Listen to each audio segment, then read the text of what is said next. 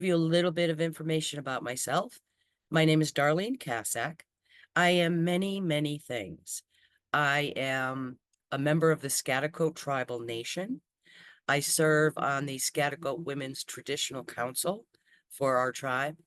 I am also a traditional Native American storyteller, and I work for the Institute for American Indian Studies as the former education director, but I've kind of stepped back a little bit where I'm focusing more on doing these types of programs. So we haven't quite figured out what my title is going to be. um, I'm not a historian. I'm not an archaeologist. I'm not any of those things, but I am a storyteller. And I come from a very long line of storytellers in my family. Um, so that's why I named this program Stories of Survival, because that's the way I'm going to be, explaining our history more in a storytelling type fashion than in a stuffy archaeological kind of mode. So let's begin with a little bit of prehistory.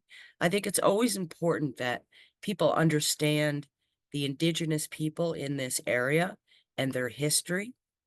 So I begin with Schaghticoke. Does that word sound familiar to you?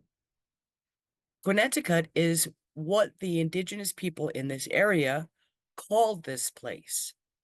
Schaghticoke means place of the long water, referring to the Connecticut River. Europeans heard this word and spelt it and changed it a little bit. And this is where we get our state's name from. And I think that's something important for our students to understand, that deep, rich history of indigenous people here.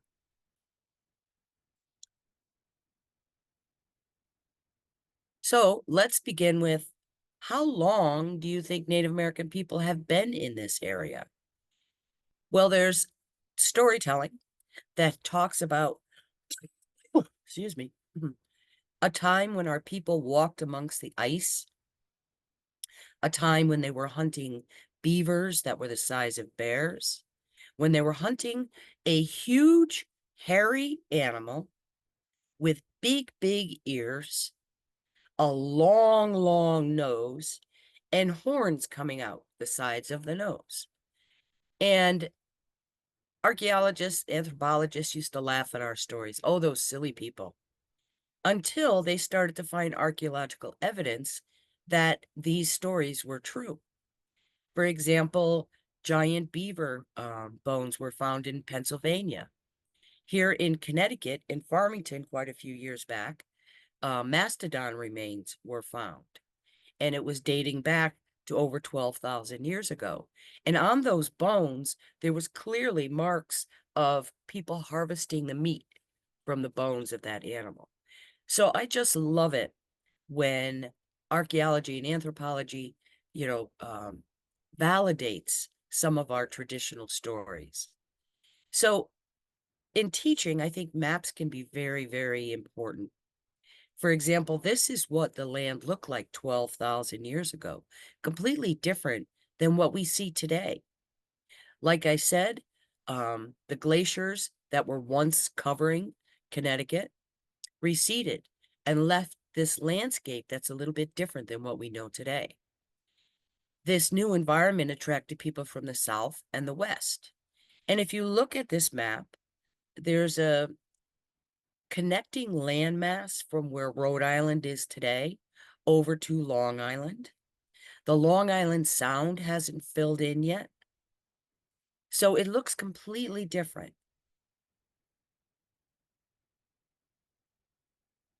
8,000 years ago, the climate's becoming warmer. The rising sea levels flood the area known as the Long Island Sound. And there's small groups of people that are beginning to go on seasonal rounds. They're eating with the seasons. So imagine people moving by foot from place to place all across this vast land. So for example, they might go inland in the fall for things like hunting. They might go down in the summer They might go down to the ocean for the gifts from that they could get from the sea, and so on. So they're constantly moving from place to place. Now, because they're moving around so much, would you want to carry a big, heavy stone grinding tool with you? No, neither would they. So, what they would do in each one of these seasonal locations was when they were finished harvesting the materials from that area, they would dig a hole and bury all their tools. It's called a cache. And this caching is something that they learned from watching the animals and what the animals do, when they want to store food for the winter months. So these caches are located all over this area. And when they return to that same summer location the following year, all the tools that they needed were there waiting for them. Now, if they came to a different location that was better than the one they went to last year, those tools, that cache, would remain in the ground. And this is what archaeologists find that help them explain this deep, rich history. What's in those caches tells a lot about the people. It tells you where they might have traveled from by the stones that were used to make their tools. By analyzing those tools, you could tell what types of foods they might have been eating with, um, and so on. So there's a wealth of knowledge that is located in those caches. But archaeologists can't always tell the whole story. And that's where, traditional storytelling comes in. I love to share a story about my son. When he was 8 years old, we went to a museum in New Haven. I'm not going to say which one. And there was a stone axe in a case, and it said primitive technology. This is a stone axe used by Native American people to chop a tree down. Now, my son, who was 8 years old, looks at this and he says, Mom, were my ancestors like cavemen or something? I could see that he was like ashamed and embarrassed. He said they weren't very bright. You would have to whack away at a tree for 2 years to get it to fall down with that dull axe. And that's when I realized he was only seeing our history through an archaeologist's point of view. So I took him home and I showed him how that tool was actually used by our people. I sent him over to the river with a bucket, and I had him grab a bucket of mud. Then I had him find a stone that was pretty much the shape of that stone axe, kind of pointy on one end. And I sent him inside to grab my 2 big clamshells. When all those materials were gathered, we wandered the property looking for just the right tree, and we found one. When we got to that tree, I instructed him to paint a stripe, a band of mud about 2 feet from the ground, all the way around that tree. And then I set the tree on fire down at the roots. The tree burned and burned and burned. I grabbed those clamshells and I moved those red hot coals over to one side of the tree. Now one side of the tree is burning more than the other. I instructed my son to grab that heavy stone tool and chip away at the charcoal that was forming in the area that was burning. And as he chipped away at that charcoal, that burning started to go deeper and deeper and deeper into the tree. Soon, that tree started to do this, started to lean and lean. And then I instructed him to grab that stone axe and hit the other side of the tree to help it fall down. And he did so. The tree came crashing down. He was, Mom, that's brilliant. They were geniuses. They weren't using a silly stone just to chop a tree down. They were actually using fire as a tool, and they were controlling that fire to get it to do what they wanted. So this is the difference between seeing things through just one point of view. And it also shows the importance of having us tell our own stories, because a lot of times things are lost in that transition. 5,000 years ago, the people started to establish settlements in around significant river valleys and so on. and they became base camps for the people. They established those patterns of seasonal movements, utilizing resources from inland, riverine, and coastal ecosystems. They are involved heavily in woodworking, including the manufacturing of dugout canoes. So now they're exploring new ways of getting food, and that's through the rivers. They're building brush weirs, stone walls that would steer fish into netting or traps. Um, they're building brush corrals where it sticks in the mud, forming a corral that they could steer the fish into. But the development of a way to travel on water was probably the most important, because now instead of the hunters and gatherers having to leave, having to walk everywhere and bring the entire group with them, now the hunters and gatherers could leave on a water vessel and return, making it so that the other people could stay behind.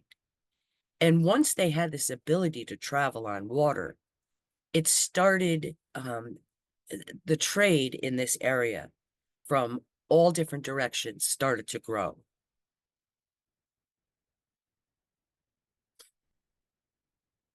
Now, because the majority of the people didn't have to travel to get their food anymore, this is when they started to establish village life, where they were staying in one place for longer periods of time. Now, they had winter settlements, they had summer settlements, and so on, based on their seasonal activities. But basically, they had permanent homes at this time. Before that, they were just traveling from place to place with temporary structures like lean-tos to live in. They used the materials that made sense in this area. The way I explain it to kids is, could you live in an igloo here in Connecticut? Absolutely not. Your house would melt in the summer, right? How about a teepee? And most people think, yeah, you could live in a teepee here, but you have to understand how a teepee is made. A teepee is made from bison hides and buffalo hides. We didn't have those here. We may have had a few, but not the numbers that they had out in the plains. And any big furs that we had, we needed here to keep us warm. So to cover the outside of our house didn't make sense. Also, the way a teepee is structured is so that it's easily collapsed and can be dragged away while they're chasing those bison herds. Here in Connecticut, you wouldn't want a home that easily collapsed. So they made their homes out of what made sense.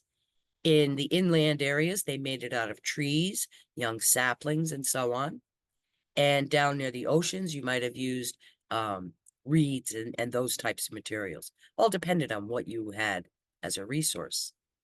Now, there's a lot of knowledge that goes into how to build one of these structures. And I have to laugh because our museum is often contacted by people who say, oh, this is impossible. It didn't work. There's no way they could have done this. Well, maybe you just haven't figured out what they knew. For example, there's certain times of the year when you harvest these materials to build these structures. You harvest them in the spring when there's a lot of fluid and water flowing through those trees. During that time of year, you can bend those young saplings and form an arch. If you try to do that other times of year, they just snap. Same thing with harvesting the bark off of a tree. If you try to do that at the wrong time of year, it's like peeling the skin off of an apple. But if you try to do it in the spring, it's like peeling an orange. You get a big, thick sheet, and you could hear the moisture that's in there. So these structures didn't take a long time to build. However, they did take a long time to gather those resources. 1,000 years ago, another form of another means of getting food came to Connecticut through trade. 1,000 years ago, corn makes its way up here to Connecticut.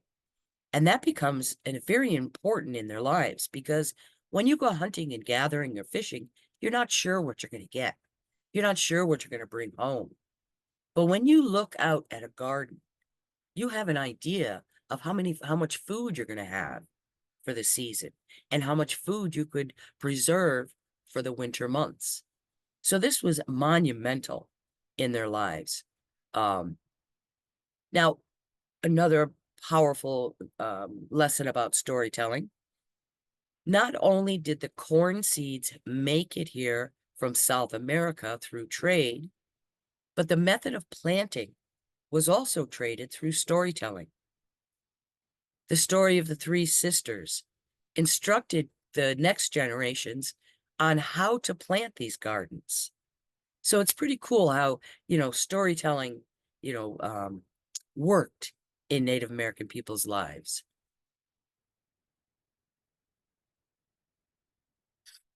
And then we get to the hard part. Around 450 years ago, the final woodland period. European explorers and fishermen begin coming here to New England, beginning the 16th century. Dutch settlements had sprung up on both sides of the Sound. Vast trade routes are established, allowing for trade with these new people. Now, those relationships early on were very respectful. They weren't here to conquer, they weren't here to take the land or take the resources. They were here to trade. So friendships were developed during these times. I like to also say that this is when the mixing of cultures began. There were often times when the Dutch or the French liked our lifestyle, our way of living, and they would contribute to our communities. If you contributed to our communities and helped it survive by sharing resources and so on, you were considered part of that tribe. Nobody asked you for your birth certificate. You didn't have to file, you know, your Indianness with anybody. You were just part of that community. And if you notice along the Connecticut River, where those vast trade routes were established, you'll often see the effects of the Dutch and French interactions, where you'll see light-skinned natives in those areas. Now, along the coast, there was a different history. Along the coast, the native people were often used as slaves. They would form friendships and bonds with the other slaves. And when they were freed or escaped, they would welcome those slaves into their community, thus affecting the way that they look along the coastline. So there's a vast difference between how these interactions happened and worked inland as opposed to down in down in the coastal area. The coastal area, wampum, was the most important thing during that time. And that control of wampum um, was their priority. So the tribes in the coastal regions had a whole different way of adapting to these new interactions than inland tribes did.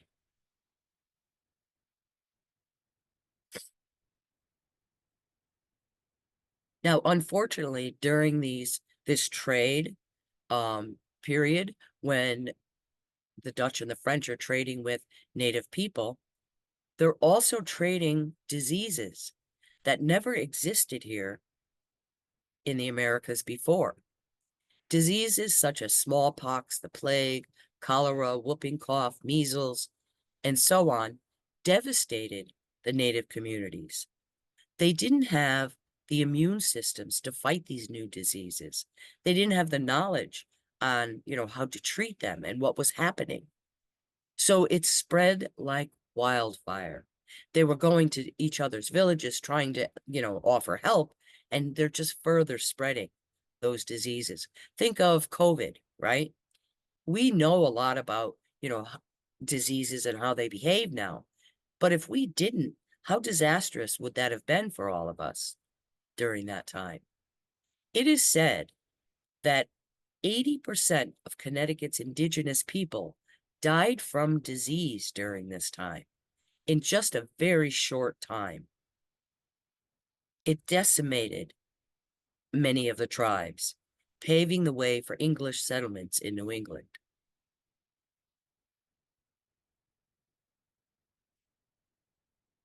Now, the northwest part of Connecticut was considered the western frontier. Few settlers wanted to come up to this remote area. However, it was a perfect home to several prominent tribes, such as the Wiantanok, Schaghticoke, and Mohican people, who did not fear the wilderness, but welcomed it.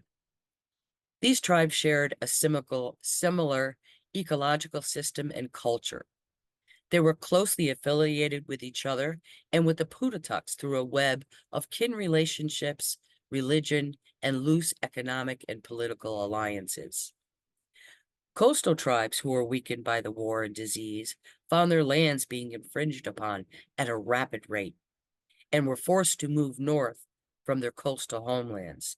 They began to settle in scattered villages with the Wiantanok, Schaghticoke, and Mohican people.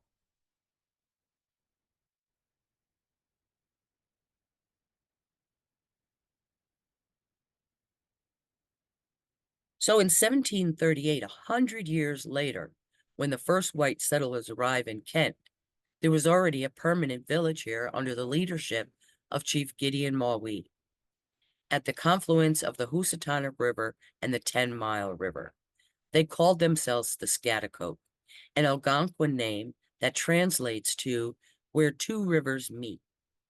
Having seen the effects of white superiority in weaponry and the amount of human resources they had, it was clear that they needed to come up with non-confrontational strategies. The tribe quickly established a policy of pacifism, negotiation, and flexibility.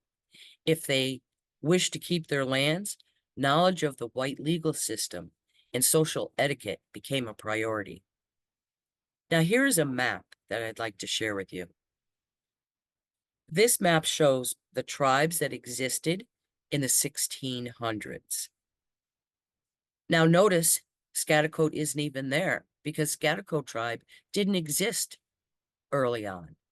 The Schaghticoke tribe is an amalgamation of other tribes who were decimated by disease or who had their lands encroached upon. So Schaghticoke was more of a refuge for displaced Native people. So our tribe consists of people coming from many, many different tribes. And as you see how the land was encroached upon,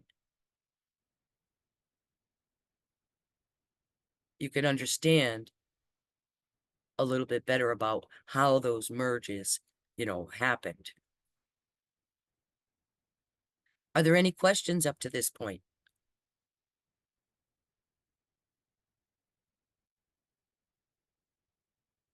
Okay.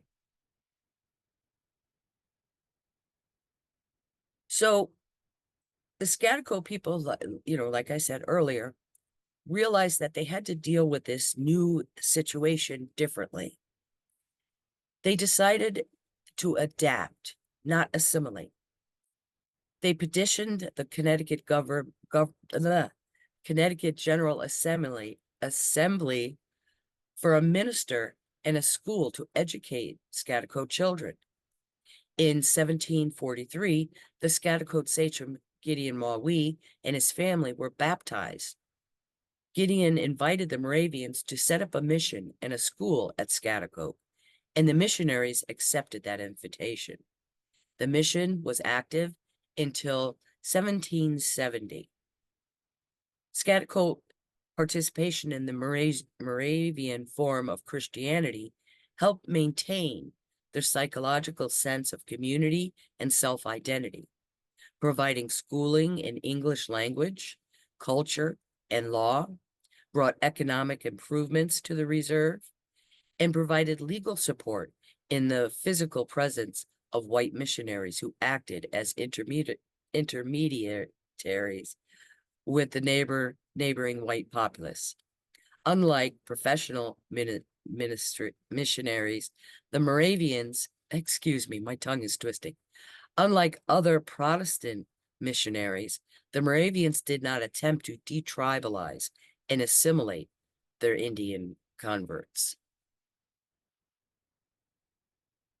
So a lot of the Schaghticoke people decided that education was extremely important for their children. Um, the Moravian Church provided, basic learning, learning of English, learning of reading and writing and math and so on. But if they wanted to have their children educated even more, they needed to send them to what they called heathen schools. There were two here in Connecticut, the Moores Indian Charity School and the Foreign Mission School in Cornwall. And that was the one that a lot of the Schaghticoke children went to.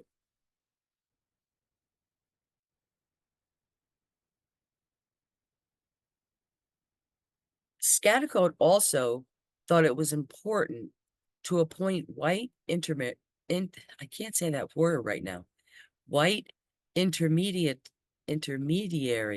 to act on their behalf. During the mid-1700s, the Moravian Church functioned in that role. They protected the tribe from encroachment. When the tribe realized how little authority was given to the Moravians, they chose another intermediary to act on their behalf.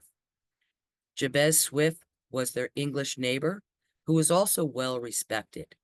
Over time, the overseers became pawns of the government in their efforts to destabilize the Schaghticoke and sell off their land. On the right-hand side of this page, you see all of the different white overseers that,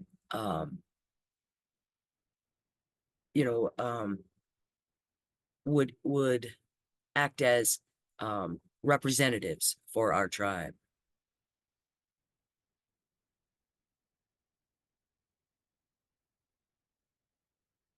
They also had to come up with new economic strategies. Settlement here had an impact on the traditional Schaghticoke economy. When the colonists came, they overhunted, overfished, and their farming techniques promoted deforestation and destroyed animal and plant habitats, cutting off traditional native foods. Add to that the ironworks, the mills, the tanneries, and other manufacturing that polluted the rivers and streams. Dams were built that flooded hunting and foraging grounds. Fish such as salmon, shad, herring, and eels were unable to return to their spawning grounds and hatcheries. The tribe was forced to seek new economic strategies. There became a need for Native American baskets, brooms, and wooden items, which Schaghticoke manufactured and sold.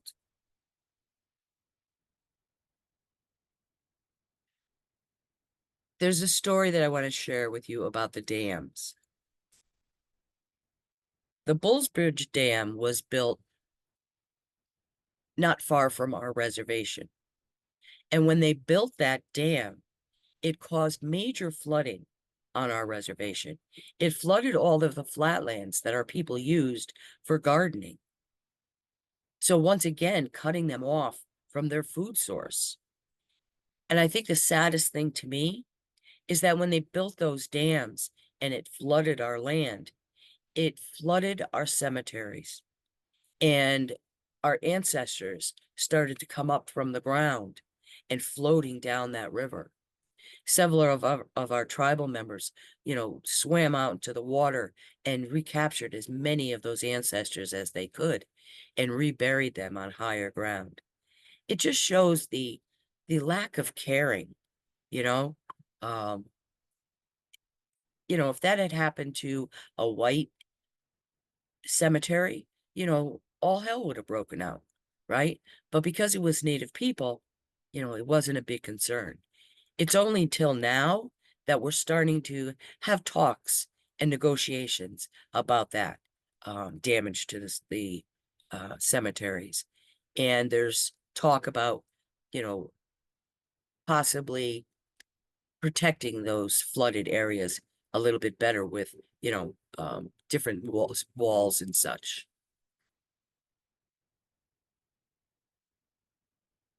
So our people have always utilized work groups that shared resources, that cooperated with each other. The tribe used this ethic to manufacture wood splint baskets, brooms, and wooden items such as canoes to sell. Their peddling routes now replicated their seasonal rounds up and down the Housatonic. Native groups also met the Euro-American need for farm laborers and household servants. Schaghticoke healers furnished traditional medicine services to the neighboring white community. Just as in the past, the fruits of their labor was shared with the entire community. This new economic enterprise maintained rather than weakened their tribal identity and community ties. And it also, you know, shows you the power of working together, you know, and this is what has been in our history since time immortal. When you came home with a deer to your village, that deer wasn't just for you and your family. It was shared amongst the entire community. And everyone doing that, bringing the resources that they gathered to the community and having them shared meant that no one had more or less than anyone else, and that no one went without. And it was this type of practice that they utilized during this time period to keep up with this, sudden demand for baskets and other items, for the industries in the area.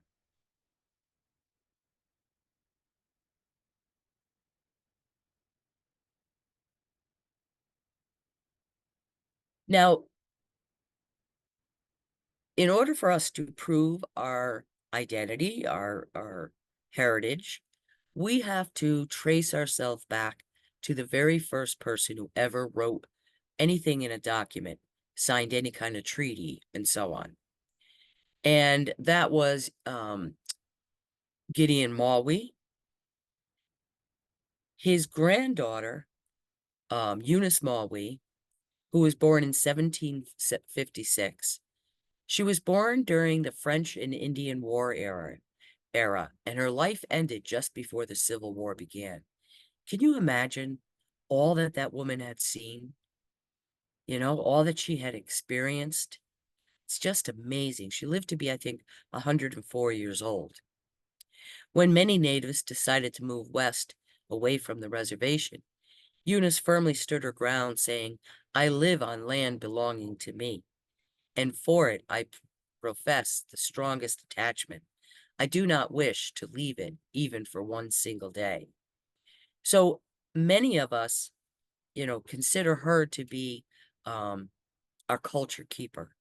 You know, the men didn't really do that sort of thing. It was the women who were the storytellers, who were the keepers of the knowledge, who were the ones that passed that knowledge down to the next generation.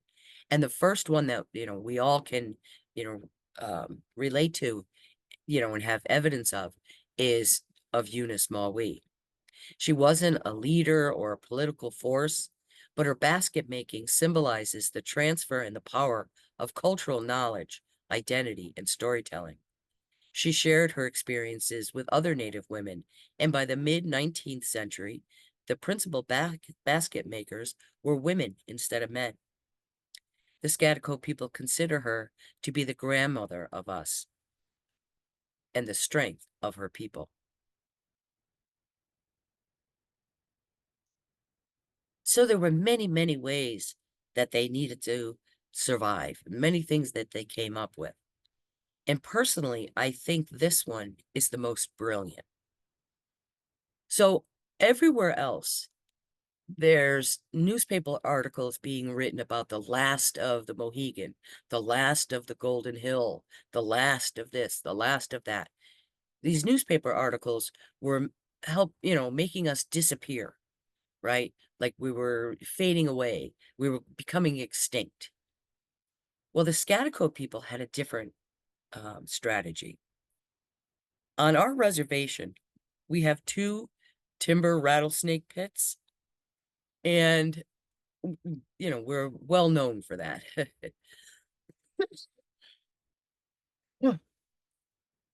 So In the 1900s, rather than continue to put all of their eggs in one basket with a white overseer who only wanted them to disappear, they began developing solid relationships with authority figures, such as journalists from big cities and local politicians. They formed the Schaghticoke Rattlesnake Club and invited these important people to the reservation for yearly rattlesnake hunts.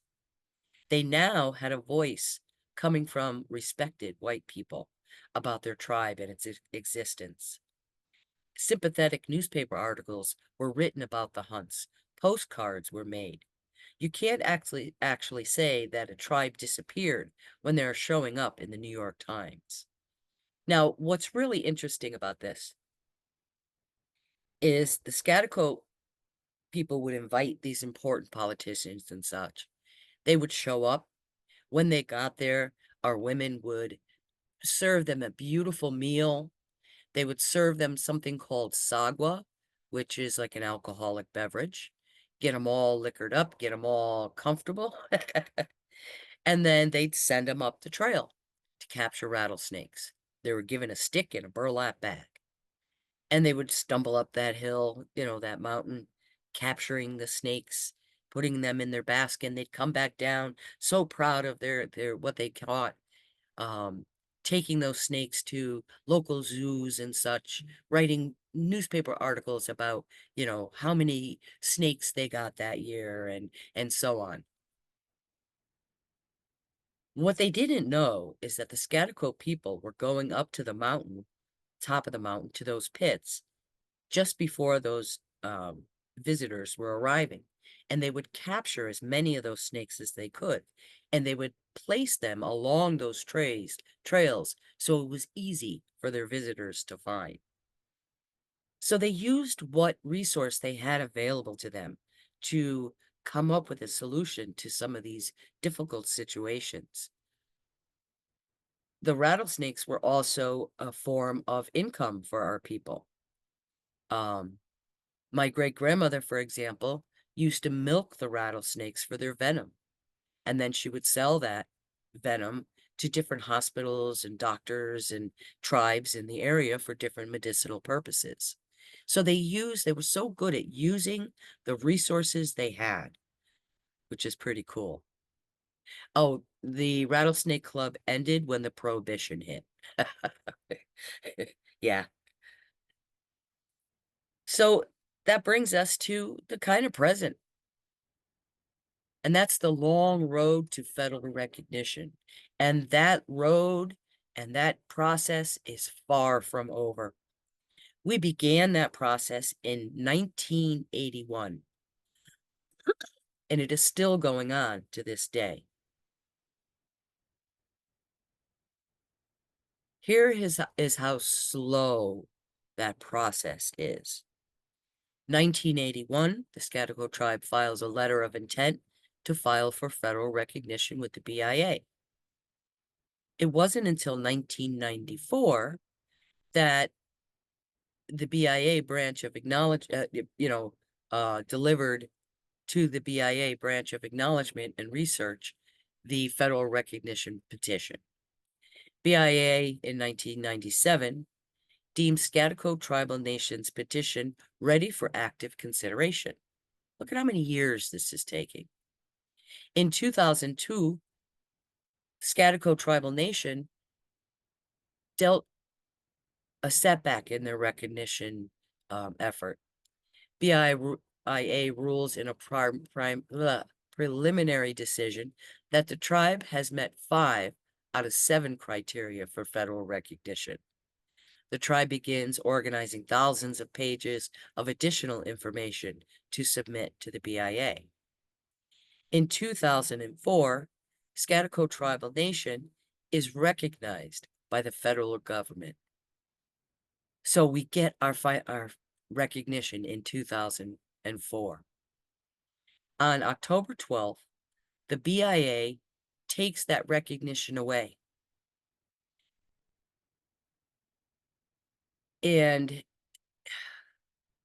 it was due to so many underlying issues that really had nothing to do with the paperwork that we submitted, the proof that we presented. Um, there was a lot of political lobbying and other outside influences that were involved. On May 22nd, the Department of Interior reformed the federal recognition process, requiring evidence of political influence and authority of a tribe only from as late as 1934. But they gave third parties veto power over tribes seeking federal recognition. Now, this is horrible because imagine anybody who doesn't like you and doesn't want you to have your federal recognition, you know, they can veto it. Your neighboring, people in your town, and so on. Other tribes who may have their own reasons why they don't want you to become federally recognized as well. So it really opened up this door, you know, to make it even harder for anyone to get recognition. In 2015, they issue new rules saying that tribes which have been previously denied cannot repetition. They were aiming this at several tribes, the three tribes that were not granted recognition. Um, but what they didn't realize is that because we were granted recognition, but then it was taken away, we weren't denied in the beginning, right? So what we've been doing since 2015 is fighting to have that recognition restored. So we fall under a different part of that law. Um, so, that, here once again, the importance of educating our people about about laws and such, really became important. And we have fought to have our recognition restored since 2015, and we had brought it to many different levels of our legal system, but it still hasn't yet happened. So it's hard to figure out what parts of our history are most important. There's so much of it that, you know, that people don't know, that people aren't aware of. Um, as a storyteller, it's my purpose, my role, my commitment that I've made to keep our history alive and to pass that history down to the next generation, much like my ancestors did. Eunice Mawee, my great-grandmother who milked the rattlesnakes, and my Aunt Trudy Lamb Richmond, who recently passed, but was so monumental in preserving our history, passing down that knowledge, and so on. So I like to say that I tried to keep quiet, but my ancestors wouldn't let me. Our story needs to be told. People need to understand that we were here for over 12,000 years, and that, a lot of things that the general public hears about us isn't necessarily true.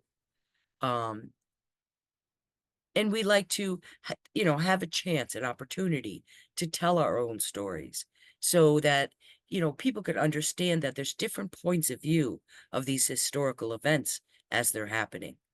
Um, our people were survivors.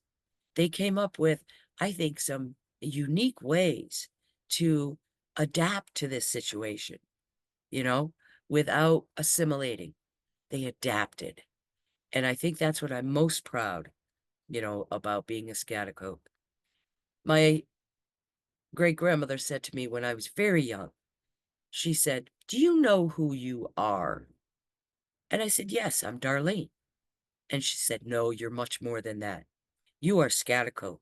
You are a Schaghticoke woman, and you come from a long line of Schaghticoke women. Don't you ever let anybody take that away from you. Don't you ever let anybody take, um, criticize you for that, you hold your head up high and you hold your head up proud because you come from a strong group of people. And I really, embraced that as a young girl.